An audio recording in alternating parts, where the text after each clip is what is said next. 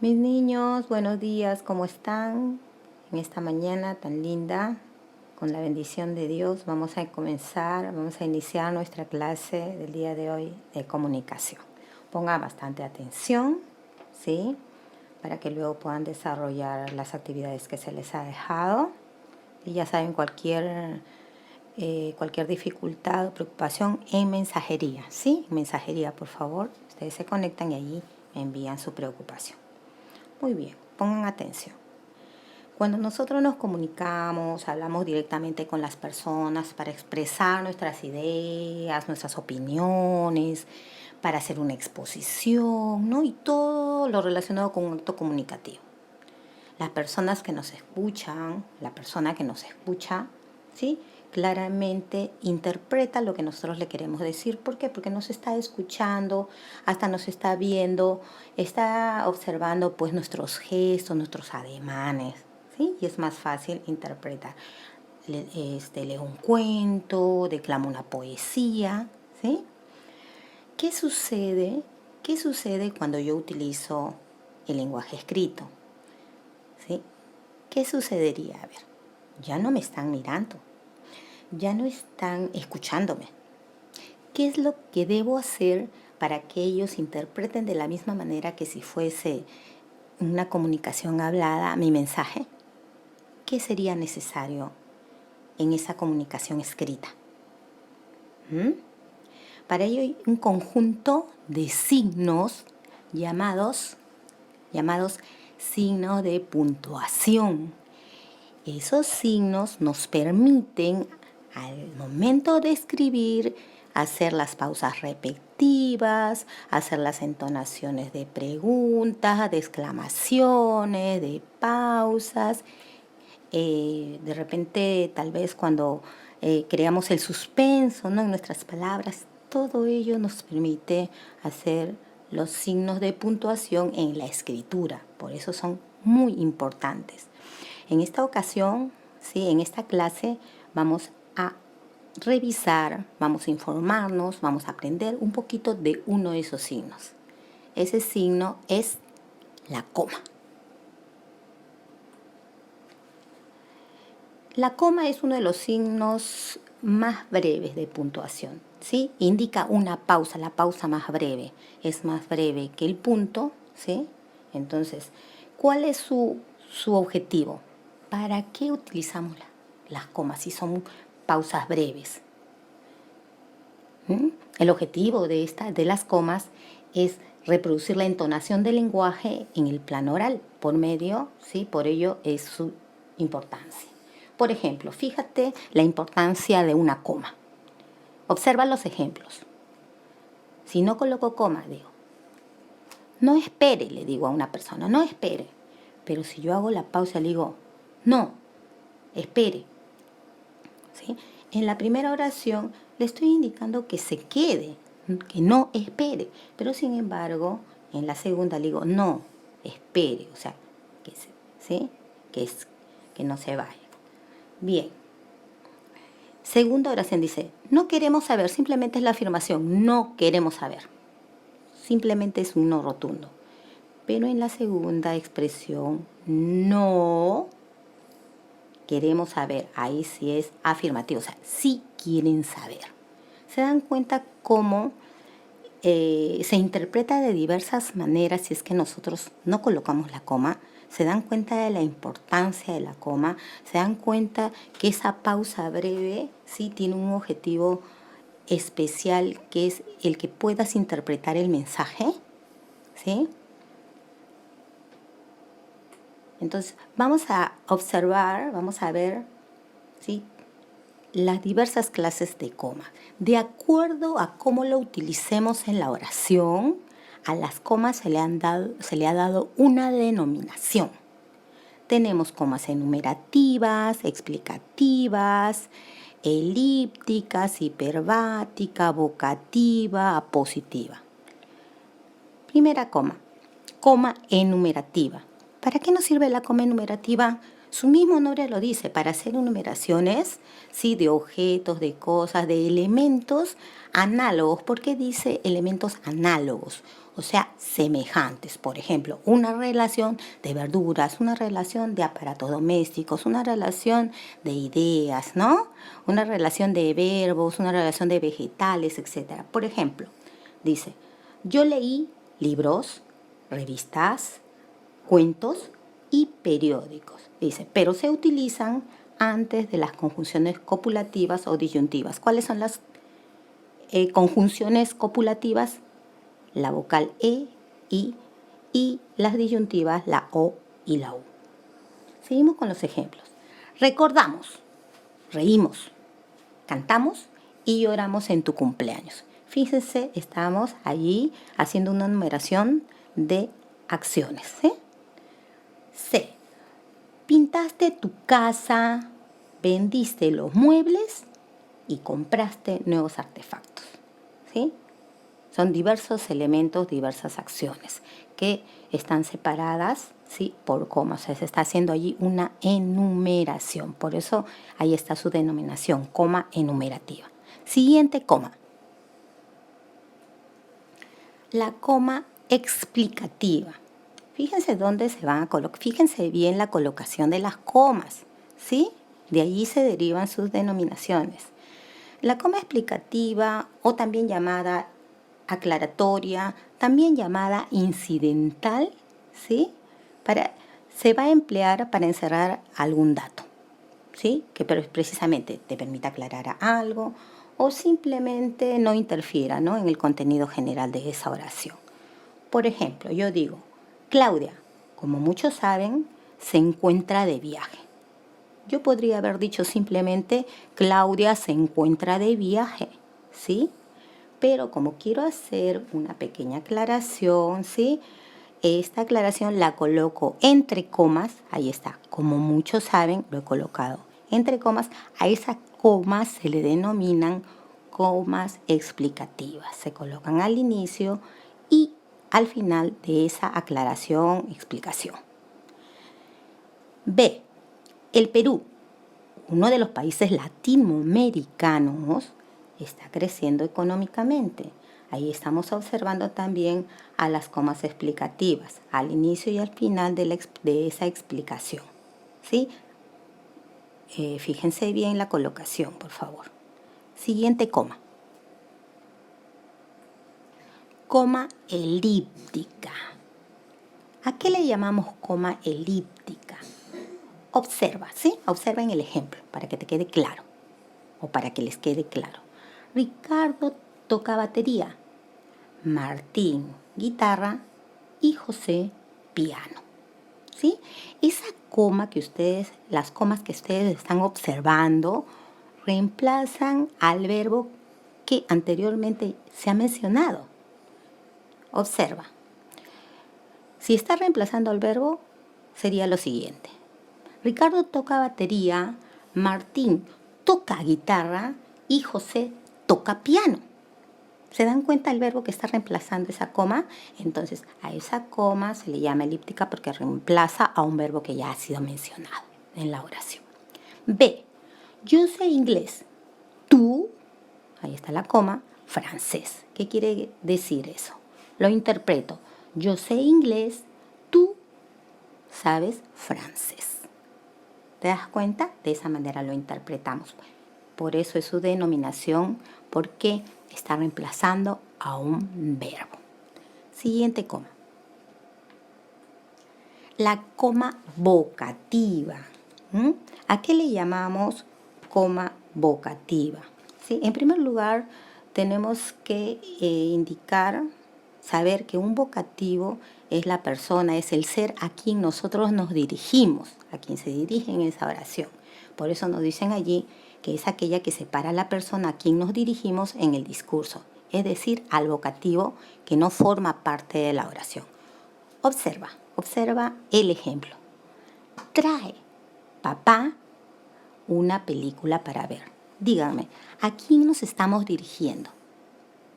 ¿Cuál sería el vocativo ahí? Sería papá, ¿no es cierto? Entonces, esa palabra, ¿sí? Es el vocativo. Ese vocativo va entre comas y a esa coma se le llama coma vocativa. Ejemplo B. José, pórtate bien en clase. ¿Sí? Ahí está esa coma. José vendría a ser el vocativo y se está separando, la coma está separando lo que se le está pidiendo a José. C. Saquen sus cuadernos, alumnos. Esa orden también que se le está indicando a los alumnos. ¿Quién es el vocativo? Alumnos. Y ahí está la coma, en este caso se está colocando antes, ¿sí?, de mencionar al vocativo. Entonces, hemos identificado en los 3 ejemplos al vocativo y las comas que lo acompañan son llamadas asimismo comas vocativas. Mis niños, siguiente coma adversativa. Ante todo, siempre recordar, ¿sí?, que nosotros cuando leemos tenemos que hacer las pausas debidas. ¿Sí? Cuando escriben también tienen que escribir las comas respectivas para indicar esas pausas. En estos momentos yo no voy a decir coma, simplemente estoy haciendo uso de la coma, estoy haciendo uso de esa pausa. A ver, la coma adversativa se va a colocar antes de una conjunción adversativa. ¿Cuáles son, por ejemplo, conjunciones adversativas? Pero, sin embargo, más, sin tilde, sino, ¿sí?, en unas proposiciones breves. Ejemplo, protestaron, pero no fueron escuchados. Ese pero es una conjunción adversativa. Antes de esa conjunción adversativa ustedes ven una coma, ¿sí? Esa coma se le denomina coma adversativa. Ejemplo B. Sergio tenía muchas ansias de participar en el concurso de cajón, pero tuvo que viajar. Ahí está, antes de ese pero está la coma adversativas. Las conjunciones adversativas que se han utilizado ahí son pero en los 2 casos. ¿Sí? Siguiente. Coma hiperbática. Suena un poquito raro esa denominación, ¿no? Suena un poquito raro esa denominación. Se le llama coma hiperbática o también se le llama coma de desorden. ¿Mis? ¿Por qué coma de desorden? Nosotros tenemos una forma lógica de expresar las oraciones, de escribir las oraciones, ¿no? Nosotros tenemos, por ejemplo, tenemos sujeto, después en el predicado está el verbo y el complemento, los circunstanciales, los objetos, ¿sí? Entonces, esa es la disposición normal de una oración. Ahí ustedes ven, S, sujeto, B, verbo y C, complemento, ¿sí? Esa es la disposición normal. Pero ¿qué pasa cuando cambiamos o alteramos el orden de esa oración? Vamos a utilizar las comas, ¿sí? ¿Para qué? Para distinguir los elementos tanto del sujeto como del predicado. Observa la siguiente oración para que tú puedas entender mejor. Miguel pasea a María. ¿Por qué dice ahí orden normal? Porque primero está el sujeto, luego en el predicado encontramos el verbo y el complemento a María, que sería un objeto directo. Entonces tenemos ese sujeto, B, verbo y C, complemento. Ese es el orden normal, lógico de una oración. ¿Qué sucede cuando alteramos este orden? Digo lo siguiente. A ver, a María pasea a Miguel. ¿Sí? Como hemos cambiado ese orden, mira, después del complemento colocamos la coma, a esa coma la vamos a denominar, ¿sí? La vamos a denominar hiperbática, ¿sí? También se entiende, mira, a María pasea a Miguel. Hemos cambiado el orden, ¿sí? El complemento primero, luego el verbo y luego el sujeto. Siguiente oración, C. Pasea a María Miguel, ¿sí? Pasea, ahí tenemos la coma, a María tenemos la otra coma. Esas comas son las comas hiperbáticas, que nos permiten distinguir por separado allí los elementos tanto del predicado como del sujeto, ¿sí? A eso se le llama entonces, a esas comas se les llama comas hiperbáticas o de desorden. Séptima coma, llamada coma apositiva, ¿sí? Nos dicen, es aquella que contiene una forma diferente de llamar a un sujeto. Una aposición es eso, una forma distinta con la cual se puede identificar a un sujeto. A ver, nosotros hemos trabajado aposición. Por ejemplo, en realidad, más claro, la aposición vendría a ser una forma distinta con la que podemos llamar a un sujeto. Por ejemplo, cuando nosotros, teniendo el ejemplo que estamos observando, decimos, yo menciono Miguel Grau. Algunos me van a decir, el caballero de los mares. O simplemente yo digo, a ver, el caballero de los mares, inmediatamente lo identifican, es Miguel Grau, ¿sí? Entonces, una posición es eso, una forma distinta con la cual se puede identificar a un sujeto. Los dos van a significar lo mismo, es decir, la posición tiene el mismo significado que el sujeto, ¿sí? Que la persona de quien se está mencionando. Bien, entonces, Miguel Grau, el caballero de los mares, murió en Angamos, ¿sí? Las comas que ustedes pueden observar al inicio y al final de la aposición, ¿sí? De esa forma especial, una forma distinta de identificar al sujeto, a esas comas que acompañan al inicio y al final, las llamamos comas apositivas. B. César. El portero comprará los focos. Ahí está. César, ahí está la coma, el portero comprará los focos. Entonces, la aposición en ese caso es el portero, ¿sí? Y al inicio y al final de esa posición colocamos las comas denominadas comas apositivas.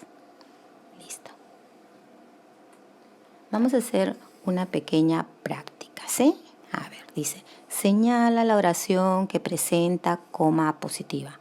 Ante todo, ya ustedes han tenido la definición, el concepto de cada una de las comas y en qué caso los vamos a utilizar, ¿sí? Ahora vamos a ponerla en práctica. A ver. A. Señor, sírvame un té. Esa coma que ustedes están observando, ¿sí? ¿Sería una coma? ¿Sería una coma positiva? ¿Qué coma sería? A ver, identifiquen. Señor, sírvame un té. ¿Qué vendría a ser? ¿Coma positiva? No, ¿verdad? Es una coma vocativa, porque me estoy dirigiendo hacia alguien. B. El día estaba triste, soleado y frío. La coma que se puede distinguir allí, ¿es una coma positiva? A ver, díganme, ¿es una coma apositiva? No, es una coma enumerativa. Perfecto. Seguimos. A ver, Lope de Vega, el Fénix de los Ingenios, sobresalió en el teatro. Ahí estamos viendo las comas al inicio y al final, ¿sí? De el Fénix de los Ingenios. Sería, en esta alternativa, se estaría utilizando la coma apositiva. ¿Verdadero o no? Sí, chicos, sí. Aquí esta es la alternativa que presenta las comas apositivas, ¿sí? Lope de Vega, el Fénix de los Ingenios, sobresalió en el teatro, ¿sí? La D sería, no te vayas, Bernardo. Sería una coma vocativa. José, mi vecino, escucha música a todo volumen. Aquí, a ver. José, mi vecino, escucha música a todo volumen. Ahí dice, tiende a confundirse un poquito con la coma apositiva, pero aquí sería una coma explicativa o aclarativa, ¿sí? Entonces es la diferencia de una coma apositiva y una coma explicativa. 2. Coloca la coma donde corresponda. A ver, ustedes me dicen, ¿ya? A ver, leemos, ustedes me van a decir dónde está la coma. Bueno, no es algo presencial, pero van a irlo pensando. A ver. La atmósfera, esto es la capa de aire que envuelve la Tierra, ¿sí? A ver, es tan necesaria que sin ella no vivirían los hombres, los demás animales, ni las plantas. A ver, ustedes en la entonación simplemente ya están colocando, con esa entonación, al hacer las pausas ya están colocando comas.